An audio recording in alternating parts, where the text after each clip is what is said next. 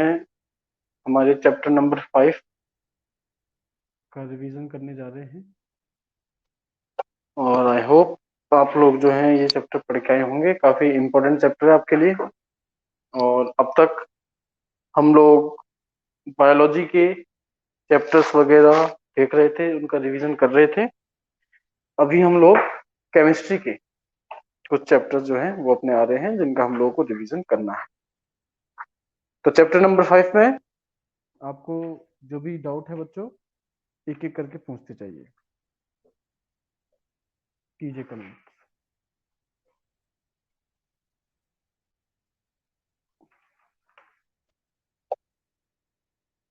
Water on, water on मतलब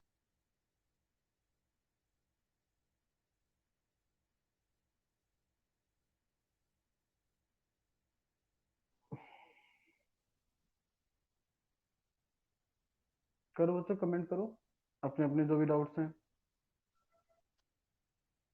water of crystallization, जब एक क्रिस्टल तैयार होता है किसी का भी, तो उस क्रिस्टल के अंदर जितने भी वाटर मॉलिक्यूल्स प्रेजेंट होते हैं उन्हें हम लोग वाटर ऑफ क्रिस्टलाइजेशन कह देते हैं। जैसे कि वॉशिंग सोडा का फॉर्मूला हम लोग लिखते हैं Na2CO3.10H2O। तो यहाँ ये जो .10H2O है इसका मतलब ये है कि जब सोडियम कार्बोनेट का एक क्रिस्टल बना होगा तो उस क्रिस्टल में टोटल 10 मॉलिक्यूल्स ऑफ वाटर जो होंगे प्रेजेंट रहे होंगे। और इन्हीं 10 मॉलिक्यूल्स ऑफ वाटर को हम लोग नाम दे देते हैं वाटर ऑफ क्रिस्टलाइजेशन। फिर मेरे पास में कमेंट आया है मिशेल फॉर्मेशन। तो हम लोग अगर एक सोप मॉलिक्यूल की बात करें तो सोप जो है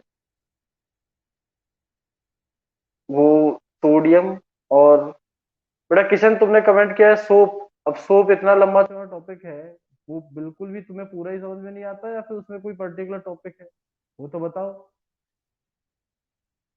जैसे आयुष ने कमेंट करके बताया सिर्फ मिशेल फॉर्मेशन। तो सोडियम और पोटेशियम सॉल्ट्स होते हैं लॉन्ग चेन फैटी एसिड या कार्बोक्सिलिक एसिड के। जिस प्रोसेस से बनते हैं उसका नाम है सेपोनिफिकेशन। सेपोनिफिकेशन की रिएक्शन मैंने आपके सामने लिखी है एक। अब सोप को अगर आप समझें तो उसका एक कॉमन एग्जांपल हम लोगों ने ले लिया C17H35COONA। C17H35COONA। ये जब आप इसको वाटर में डालोगे, पानी में डालोगे तो ये अपने आयंस में टूट जाएगा। एक आयंस तो Na+ है और दूसरा आयन जो है वो मिलेगा C17H35COO-। अब ये जो C17H35CO- है ये आपका सोप मॉलिक्यूल है जिसके स्ट्रक्चर को अगर समझा जाए तो उसमें एक तो आपको 17 कार्बन की एक लंबी चेन नजर आएगी। ये वाला जो हिस्सा है, ये जो चेन है, इसे हम लोग हाइड्रोफोबिक चेन या हाइड्रोफोबिक पार्ट कहते हैं। हाइड्रो मतलब वाटर, फोबिया फोबिक मतलब हेटिंग, पानी से नफरत करने वाला। जो वाटर से हेट करता है, नफरत करता है, वो वाटर में सॉल्युबल नहीं हो सकता। मतलब कि ये वाला हिस्सा जो है वो है वाटर इनसॉल्युबल। और बच्चों जो पानी में जो चीज सॉल्युबल है वो ऑयल के अंदर इंसॉल्युबल होती है और जो पानी में इंसॉल्युबल है वो ऑयल के अंदर सॉल्युबल होती है। तो इसका मतलब ये हाइड्रोफोबिक पार्ट को आप या तो वाटर इनसॉल्युबल या कह सकते हो ऑयल सॉल्युबल पार्ट। और दूसरा हिस्सा आपको मिलेगा COO- वाला हिस्सा। इसको हम लोग हाइड्रोफिलिक पार्ट कहते हैं। हाइड्रो का मतलब यहाँ वाटर है और फिलिक का मतलब है लविंग। तो ये वाला हिस्सा जो है वो वाटर सॉल्युबल है या आप कह सकते हैं ऑयल इनसॉल्युबल है। तो क्लोथ के ऊपर, कपड़े के ऊपर जो डर्ट होती है जनरली ऑयल के फॉर्म में पाई जाती है। जब हम कपड़े को धोने की कोशिश करते हैं तो ये ऑयल की लेयर्स जो कपड़े पे पाई जाती हैं, ये छोटी छोटी ऑयल ड्रॉपलेट्स के अंदर टूट जाती हैं। फिर जब सोप सॉल्यूशन अप्लाई किया जाता है तो सोप मॉलिक्यूल्स ऑयल ड्रॉपलेट से आकर के जुड़ना शुरू करते हैं। किस तरीके से? ऑयल से आकर के जुड़ेगा सोप का वो हिस्सा जो कि ऑयल में सॉल्युबल है और वाटर में इनसॉल्युबल, और वो हिस्सा होता है हाइड्रोफोबिक पार्ट। तो एक सोप का हाइड्रोफोबिक पार्ट आकर के जुड़ेगा, दूसरा, तीसरा, चौथा, ऐसे इस तरीके से चारों तरफ से ऑयल ड्रॉपलेट जो है इससे सोप मॉलिक्यूल्स के हाइड्रोफोबिक पार्ट्स जो हैं वो आकर के जुड़ते चले जाएंगे और एक ग्लोब्यूल, एक बॉल लाइक स्ट्रक्चर तैयार हो जाएगा जिसे हम लोग क्या कहते हैं? मिशेल। अब जब इस मिशेल के ऊपर वाटर अप्लाई होगा तो देखो, आप मिशेल का स्ट्रक्चर देखोगे तो उसमें अंदर की तरफ हाइड्रोफोबिक पार्ट होता है और बाहर की तरफ हाइड्रोफिलिक पार्ट होता है। तो जब आप इस मिशेल के ऊपर वाटर अप्लाई करोगे तो वाटर जो है वो हाइड्रोफिलिक पार्ट से जुड़ जाएगा। फिर पानी को जब कपड़े से बाहर खींचा जाएगा तो ये पानी खींचेगा हाइड्रोफिलिक पार्ट को। हाइड्रोफिलिक जुड़ा हुआ है हाइड्रोफोबिक पार्ट से और अल्टीमेटली हाइड्रोफोबिक पार्ट से जुड़ गया है ऑयल, मतलब डर्ट। तो इस तरीके से सोप को अप्लाई करने पर ऑयल, डर्ट और वाटर आपस में जुड़ जाते हैं और कपड़े से बड़ी आसानी से ऑयल या डर्ट को रिमूव किया जा सकता है। तो ये था आपका मिशेल फॉर्मेशन और cleansing action of soap. Saponification, सामने रिएक्शन दी है, अभी समझाई थी, फिर से बता देता हूँ। आपने लिया यहाँ पर क्या? यहाँ पर आपने फैटी एसिड लिया, जो लेफ्ट साइड में रिएक्टेंट है वो फैटी एसिड है, और आपने इसकी रिएक्शन करवाई सोडियम हाइड्रोक्साइड या कॉस्टिक सोडा NaOH के साथ, 3 मॉलिक्यूल। तो जैसे मैंने सर्कल में गोले में दिखा रखा है ना, Na चला गया और RC डबल बॉन्ड OR, ये वाला हिस्सा चला गया, ये वाला हिस्सा चला गया, तो ऑक्सीजन, तीनों ऑक्सीजन से 3 Na जुड़ गए। तो जो मॉलिक्यूल आपको मिला वो तो है सोप, और बाकी ये जो 3 कार्बन रह गए हैं, ये 3 कार्बन से जो 3 OH बचे, NaOH से आने वाले 3 OH वो जुड़ जाते हैं। रोहित ने पूछा है लॉग, लॉग क्या है? एक मैथमेटिकल फंक्शन, जैसे मल्टीप्लिकेशन क्या है, डिवीजन क्या है, एडिशन क्या है, सब्सट्रैक्शन क्या है, मैथमेटिक्स में यूज होने वाले फंक्शन है ना, ऐसे ही लॉगरिथम भी क्या है? मैथमेटिक्स में यूज होने वाला function. Shivam, why industry development based on consumption of sulphuric acid?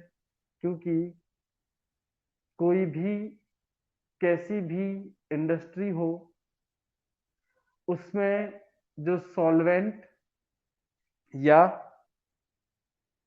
Chemical reagents use में लिए जाते हैं उसमें कहीं ना कहीं सल्फ्यूरिक एसिड का रोल होता है। मतलब सल्फ्यूरिक एसिड की बहुत सारी एप्लीकेशंस हैं, तो इस वजह से इंडस्ट्री कोई भी हो वो सल्फ्यूरिक एसिड पर डिपेंड करेगी ही करेगी। और कोई बहुत बड़ी इंडस्ट्री है, डेवलपिंग इंडस्ट्री है, तो सीधी सी बात है सल्फ्यूरिक एसिड का कंजम्पशन भी ज्यादा होगा। तो जितना ज्यादा कंजम्पशन होगा मतलब कि आपकी इंडस्ट्री उतनी ही ज्यादा डेवलप्ड है। नेक्स्ट, अगला डाउट बोलिए, कमेंट करके रखा करो, टाइप करके।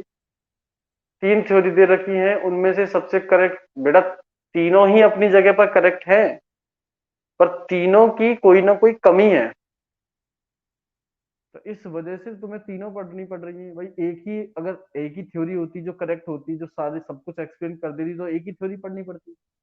यहाँ 3 इसलिए दे रखी है क्योंकि तीनों की एप्लीकेशंस अलग अलग हैं, अलग अलग एसिड्स और बेसिस को एक्सप्लेन करती हैं जिन्हें दूसरी थ्योरी एक्सप्लेन नहीं कर पाती।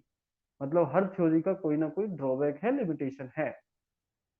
तो मोर करेक्ट कौन सी, ये हम लोग नहीं कह सकते, हमें तो तीनों ही पढ़नी है, चाहे आर्हेनियस कॉन्सेप्ट हो, ब्रोंस्टेड एंड लोरी कॉन्सेप्ट हो, या Lewis concept. Next, pH of soil, plants जो हैं वो ना तो बहुत ज्यादा एसिडिक सॉइल में, ना ही बहुत ज्यादा बेसिक सॉइल में प्रॉपरली ग्रो कर सकते हैं। तो अगर एसिड रेन की वजह से सॉइल एसिडिक हो जाती है तो उसमें जो फार्मर है, किसान है, वो कोई बेस, जैसे कि उसमें वो कॉस्टिक सोडा डाल सकता है, सोडियम बाइकार्बोनेट डाल सकता है, जिसकी वजह से उसकी एसिडिक स्ट्रेंथ सॉइल की कम हो जाए। इसके अलावा अगर पीएच बहुत ज्यादा होता है तो उसमें जो हेल्पफुल माइक्रो ऑर्गेनिजम्स हैं, प्लांट की ग्रोथ के लिए जो माइक्रो ऑर्गेनिज्म चाहिए, वो भी मर जाते हैं, तो ग्रोथ अफेक्ट हो जाती है। मिल्क ऑफ मैग्नीशिया का formula MgOH whole twice. MgOH whole twice जो है, इसका सॉल्यूशन मिल्क ऑफ मैग्नीशिया कहलाता है। अगला कमेंट आया है aprotic acids and bases. Base aprotic नहीं होते, एसिड्स होते हैं। ए का मतलब है एब्सेंट, प्रोटिक का मतलब है प्रोटोन। H प्लस को हम लोग प्रोटोन कह सकते हैं। क्यों? क्योंकि भाई सर हाइड्रोजन जो है उसमें एक प्रोटोन होता है और एक ही इलेक्ट्रॉन, पर H प्लस का मतलब है कि उसमें से एक इलेक्ट्रॉन भी चला गया, तो सिर्फ क्या बचा? एक प्रोटोन बचा। तो H प्लस को आप प्रोटोन भी कह सकते हो। तो ए प्रोटिक, ए का मतलब एब्सेंट। ऐसे एसिड्स जो हैं तो एसिड, पर उनके अंदर H प्लस आयन नहीं होता, जैसे कि CO2 carbon dioxide acidic oxide है, पर इसमें तो हाइड्रोजन है ही नहीं, फिर भी एसिड है, तो इसको आप कह सकते हो a protic acid. POP plaster of Paris gypsum, जिसका फॉर्मूला है CaSO4.2H2, जो कि व्हाइट सॉलिड हार्ड मास होता है। इसे जब लगभग 393 केल्विन तक गर्म किया जाता है तो CaSO4.2H2 जो दो वाटर ऑफ क्रिस्टलाइजेशन के मॉलिक्यूल्स हैं, इनमें से 1.5 डेढ़ मॉलिक्यूल निकल जाएगा और रह जाएगा सिर्फ आधा मॉलिक्यूल। अब ये जो CaSO4.12H2 बचेगा, ये सॉफ्ट और पाउडर फॉर्म में होगा। इसी को हम लोग बोल देते हैं पीओपी प्लास्टर ऑफ पेरिस। और अगर तुमने 393 केल्विन से भी ज्यादा टेम्परेचर रखा तो जो बचा हुआ हाफ वाटर ऑफ क्रिस्टलाइजेशन है वो भी जो है इवापोरेट हो जाएगा, एस्केप आउट हो जाएगा, और सिर्फ आपका CaSO4 बचेगा, जिसको आप कहते हैं dead and burned plaster. Shivam कहता है NaOH सॉल्ट है क्या? नहीं बेटा, NaOH बेस है। हमने 3 थ्योरीज पढ़ी है एसिड बेस की, उसके बाद भी NaOH एक बेस है, ना कि सॉल्ट। नेक्स्ट,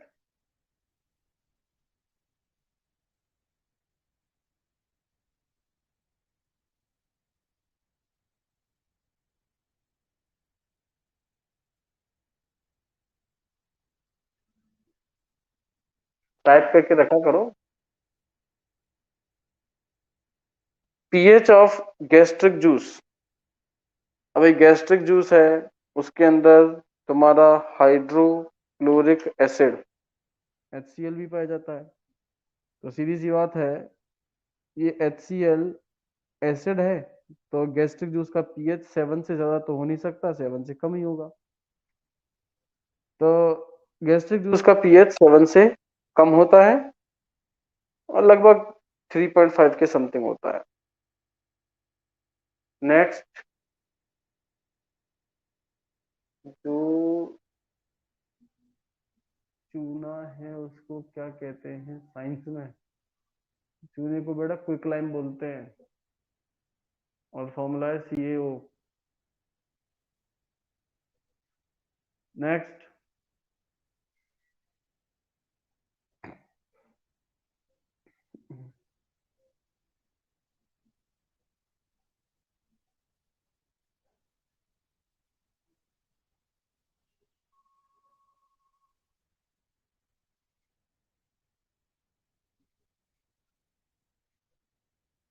अगला डाउट बोलो।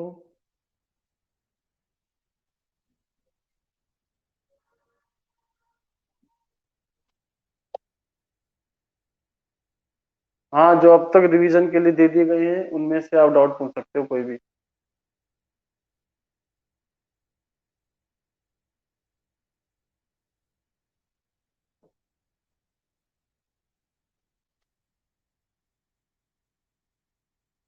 कॉन्जुगेट एसिड एंड बेस, तो जो हमारी ब्रोंस्टेड एंड लोरी थ्योरी है वो कहती है कि एसिड वो है जो H प्लस आयन रिलीज कर सकता है, और बेस वो है जो H प्लस आयन को गेन कर सकता है। तो जब कोई एसिड H प्लस आयन को लूज कर देता है तो उस पे खुद पे माइनस चार्ज आ जाता है, जैसे HCl है, ये आपको H प्लस आयन रिलीज करने के बाद में देगा Cl माइनस आयन। अब ये क्योंकि Cl पर नेगेटिव चार्ज है, माइनस आयन है, तो जब आप इस Cl माइनस को H प्लस दोगे तो ये तुरंत उसे गेन कर लेगा, अपोजिटली चार्ज है। और इस थ्योरी के अकॉर्डिंग जो H प्लस को गेन कर सकता है वो तो एक बेस है, क्योंकि ये Cl माइनस एक बेस HCl एसिड से बना है, तो इस वजह से इस बेस को कॉन्जुगेट बेस नाम दे दिया जाता है।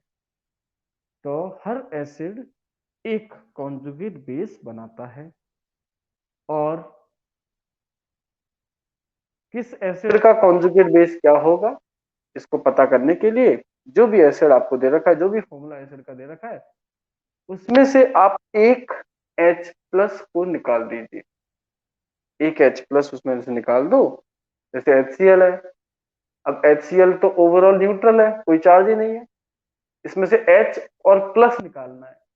तो एक तो H गया तो बचा Cl, और एक +1 घटाओगे तो सीधी सी बात है -1 ज्यादा आ जाएगा, तो Cl माइनस जो है वो HCl का कॉन्जुगेट बेस बन जाएगा। इसी तरीके से एक बेस H प्लस आयन को गेन करने के बाद में जिस स्पीसीज में कन्वर्ट होता है उस स्पीसीज को हम लोग बोलते हैं कॉन्जुगेट एसिड। तो अगर किसी बेस का कॉन्जुगेट एसिड तैयार करना है तो उस बेस का जो भी फॉर्मूला है उसके अंदर एक H प्लस आयन आप ऐड कर दीजिए। फर्स्ट सीरियल जनरेशन, रिप्रोडक्शन, दो पेरेंट्स की रिप्रोडक्शन, दो पेरेंट्स के क्रॉस करने के बाद जो पहली जनरेशन बनती है उसको फर्स्ट फीलियल जनरेशन बोलते हैं। नेक्स्ट अगला यूज का है इलेक्ट्रॉन डेफिशिएंट कंपाउंड, मतलब एक ऐसा कंपाउंड जिसके एटम का ऑक्टेट कंप्लीट ना हो, जैसे कि BF3। बोरोन के आउटरमोस्ट शेल में 3 इलेक्ट्रॉन होते हैं, एक एक इलेक्ट्रॉन वो फ्लोरीन से शेयर कर लेता है, तो टोटल 3 इलेक्ट्रॉन शेयर हो गए, तो 3 खुद के 3 शेयर किए, टोटल हो गए 6। जबकि ऑक्टेट रूल के अकॉर्डिंग आउटर मोस्ट शेल में होने चाहिए थे 8। तो इसका मतलब जो BF3 है वो इलेक्ट्रॉन डेफिशिएंट है, उसके पास में इलेक्ट्रॉन्स की कमी है, और अगर कमी है तो ये एक लेविस एसिड का एग्जाम्पल बन जाता है। और जब एक लेविस एसिड किसी लेविस बेस के साथ रिएक्ट करता है तो लेविस बेस तो लोन पेयर को डोनेट करता है, लेविस एसिड लोन पेयर को रिसीव करता है, और दोनों के बीच में बन जाता है कोऑर्डिनेट बॉन्ड। नेक्स्ट अगला डाउट बोलिए।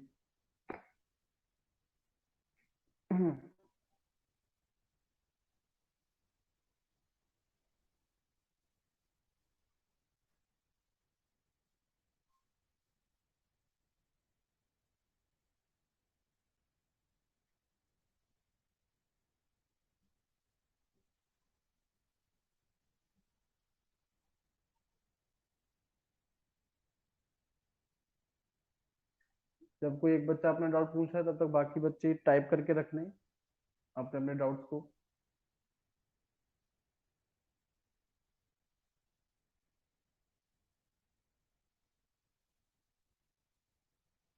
बोलिए अगला डाउट।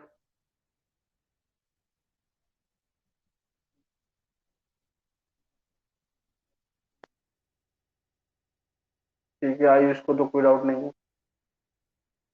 और बाकी बच्चे कमेंट करें, जो डाउट है वो कमेंट कर दो, अगर डाउट नहीं है तो कमेंट करो नो डाउट, ताकि फिर मैं आपसे कुछ या तो क्वेश्चंस पूछ सकूं या कुछ टॉपिक जो मुझे इंपॉर्टेंट लगते हैं वो मैं आपको बता सकूं।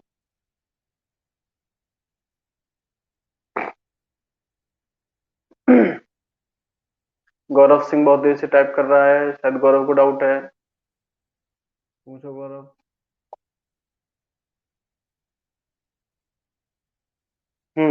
Hard soaps and soft soap. तो जैसा मैंने सोप की डेफिनेशन में बताया था कि सोप जो है सोडियम और पोटेशियम के सॉल्ट्स होते हैं लॉन्ग चेन कार्बोक्सिलिक एसिड के। तो ये जो सोडियम के सोप्स हैं इन्हें ही हार्ड सोप कहा जाता है, क्योंकि ये पुअर क्वालिटी ऑफ ऑयल से बनते हैं, इसीलिए सस्ते भी होते हैं। पर जो लेदर जो झाग है ये ज्यादा नहीं प्रोड्यूस करते, और ये ह्यूमन स्किन के लिए हार्मफुल भी हो सकते हैं, हार्मफुल भी हो सकते हैं। तो इन सोप्स को हार्ड सोप कहा जाता है। सॉफ्ट सोप जो है ये पोटेशियम के सॉल्ट्स हैं, पोटेशियम के सोप होते हैं। ये गुड क्वालिटी ऑफ ऑयल, अच्छी क्वालिटी के ऑयल से बनते हैं। ऑयल का मतलब यहाँ फैटी एसिड से है, इसीलिए ये महंगे भी हैं और बहुत ज्यादा लेदर प्रोड्यूस करते हैं, और ह्यूमन स्किन के लिए हार्मफुल नहीं होते। तो ये बेसिक डिफरेंस आ जाता है हार्ड सोप और सॉफ्ट सोप के अंदर। सर पीएच की वैल्यू 7 क्यों नहीं होती 7 से? अरे भाई राजा, पीएच की वैल्यू 7 किसने कहा? 7 ही होती है। 0 से लेकर के 14 तक होती है। 7 से कम भी हो सकती है किसी के लिए, 7 से ज्यादा भी हो सकती है। 7 से कम है तो एसिड कहते हैं, 7 से ज्यादा है तो उसको बेस कह देते हैं। चैप्टर 9 का एक डाउट, ये चैप्टर 9 जब रिवीजन में आएगा इसको तभी करेंगे बेटा। कहा ना मैंने, जो चैप्टर अपन रिवीजन के लिए दे चुके हैं, जो डिस्कस हो चुके हैं, उनमें कोई समस्या हो तो बताओ। फिर जब चैप्टर 9 आएगा तब क्या करेंगे हम? तब तुम नो डाउट कह करके बैठे रहोगे शांति।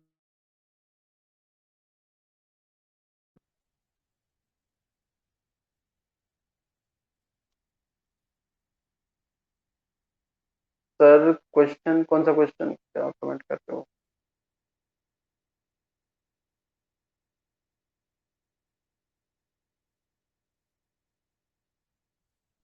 अगला डाउट बोलो।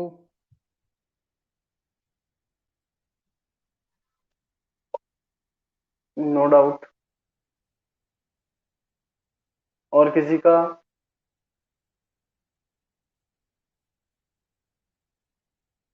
फॉस्फोरेंस, ये क्या है? फॉस्फोरेसेंट कंपाउंड, ये कहाँ पढ़ा है भाई किशन? फॉस्फोरेसेंट कंपाउंड, ये किस टॉपिक की बात कर रहे हो तुम?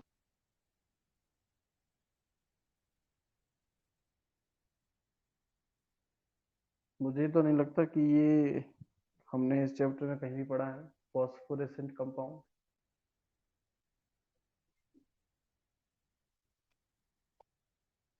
सर डिटर्जेंट, डिटर्जेंट में है, अच्छा। फॉस्फोरेसेंट,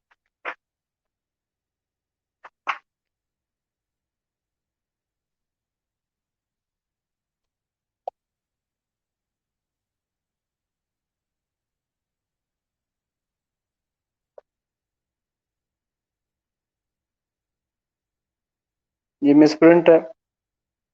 फॉस्फोरेसेंट की जगह फॉस्फोरस आएगा।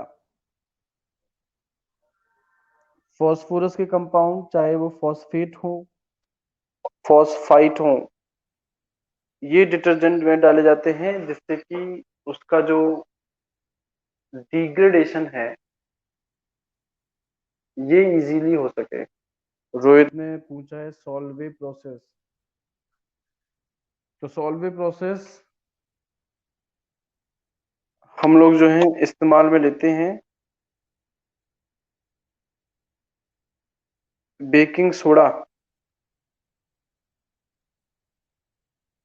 इसको प्रिपेयर करने के लिए ना। और फॉर सॉल्वे प्रोसेस पूछा तो है, पर सॉल्वे प्रोसेस तो तुम्हारी बुक में दे भी नहीं रखा।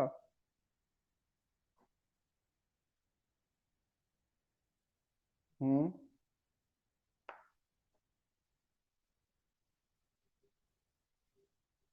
पर ऑक्सीबोरेट भी केमिकल है बेटा।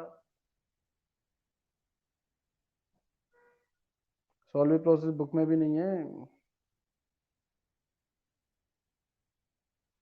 सिलेबस की ही चीजें पूछो। नेक्स्ट।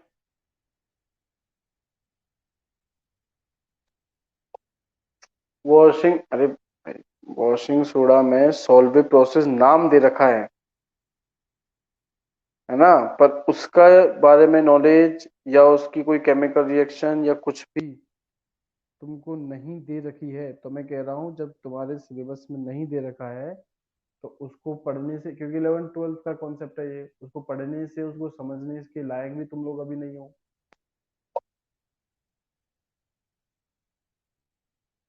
नेक्स्ट।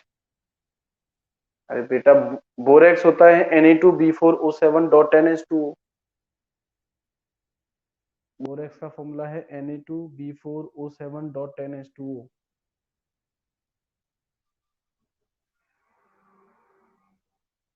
अगला डाउट।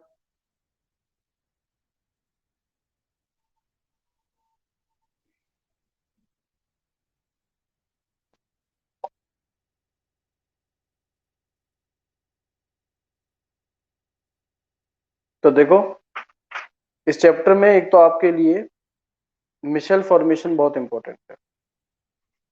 मिशेल फॉर्मेशन आपके लिए बहुत इंपॉर्टेंट है।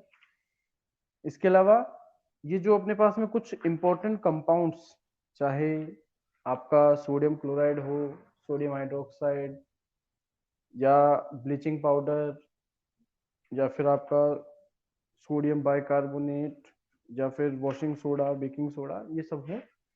इनमें से क्वेश्चन बिल्कुल आपके सामने आएगा। अब वो क्वेश्चन या तो आ सकता है कि जैसे बोल देगा कि वॉशिंग सोडा का प्रिपरेशन मेथड लिखिए और वॉशिंग सोडा की कोई दो प्रॉपर्टीज और दो यूजेस लिखिए। तो इस तरीके से आपके सामने क्वेश्चन बन सकता है। अब ये वाले जो कंपाउंड्स हैं इनमें सब कुछ रटने वाला है, याद करने वाला है, समझने का इनमें कुछ भी नहीं है। तो ये आपको रटने वाला हो गया। इंपॉर्टेंस ऑफ पीएच, ये तुम्हारे लिए थोड़ा सा इंटरेस्टिंग और नया कॉन्सेप्ट हो सकता है। इसमें भी एसिडिटी और एसिड रेन, ये दो चीजें हमारे लिए इंपॉर्टेंट है। एक आपकी बुक में, सर मिशेल कितने नंबर जा है, ये क्या है, नंबर जा है, नंबर का है। बेटा ये टॉपिक वाइज थोड़ी ना सिलेबस डिक्लेयर होता है कि ये चैप्टर के अंदर भी ये टॉपिक इतने नंबर का, ये टॉपिक इतने नंबर का है। सर मिशेल कितने नंबर, बेटा चैप्टर के अंदर टॉपिक थोड़ी ना वाइज मार्क्स डिस्ट्रीब्यूटेड होते हैं कि ये टॉपिक इतने मार्क्स का, ये टॉपिक इतने मार्क्स का। तो बस चैप्टर की मार्किंग होती है, तो इस चीज को समझो तुम। फिर इसके अलावा एक आपकी बुक में छोटा सा डेरिवेशन है जिसमें वाटर का pH 7 कैलकुलेट करके बताया है। ये एज इट इज आपको याद कर लेना है। तीनों जो एसिड्स बेसिस की थ्योरी है, शॉर्ट में एसिड बेस की डेफिनेशन और एक एक एग्जांपल, और स्पेसिफिकली जो ब्रोंस्टेड एंड लोरी कॉन्सेप्ट में एसिड बेस पेयर, कि हर एसिड का एक कॉन्जुगेट बेस बनता है और हर बेस का एक कॉन्जुगेट एसिड बनता है। ये आपको पता होनी चाहिए। और एक और इम्पोर्टेंट चीज मैं आपको बता रहा हूं, वो है एक्वा रीजिया। एक्वा रीजिया जिसे रॉयल वाटर भी बोलते हैं, कॉन्सेंट्रेटेड नाइट्रिक एसिड HNO3 और कॉन्सेंट्रेटेड हाइड्रोक्लोरिक एसिड HCl। इसका एक मिक्सचर है 3:1 रेशियो में, मतलब तीन हिस्से, थ्री पार्ट्स। तो आपको कंसंट्रेटेड HNO3 के लेने हैं और एक हिस्सा 1 पार्ट HCl का लेना है। ये जो मिक्सचर तैयार होगा ये इतना ज्यादा हाईली कॉन्सेंट्रेटेड होगा कि जो नोबल मेटल्स हैं, नोबल मेटल्स का मतलब है ऐसे मेटल जो किसी के साथ रिएक्ट नहीं करते, जैसे कि गोल्ड, प्लेटिनम, सिल्वर, ये भी इस एक्वा रीजिया के अंदर डिसॉल्व हो जाते हैं। तो जब हमारे मदर वगैरह गोल्ड स्मिथ सुनार के पास जाती है ना, अपने पुराने गहने जो है चमक उनमें वापस लाने के लिए, चमकदार बनाने के लिए, तो एक्चुअल में उन्हें एक्वा रीजिया में डालते हैं। एक्वा रीजिया में डालने से जो सरफेस के मॉलिक्यूल्स हैं वो घुल जाते हैं उसमें, और नीचे का चमकदार जो मॉलिक्यूल है वो बाहर आ जाता है। तो ऐसा होने से आपका जो गहना है, ऑर्नामेंट है, वो चमकदार तो हो गया, पर अगर उसका वेट मेजर किया जाए तो कुछ वेट उसका घट जाएगा, और उसी से जो है सुनार वगैरह जो है वो कमाई कर लेते हैं। तो एक्वा रीजिया आप लोगों के लिए इंपॉर्टेंट है। इसके अलावा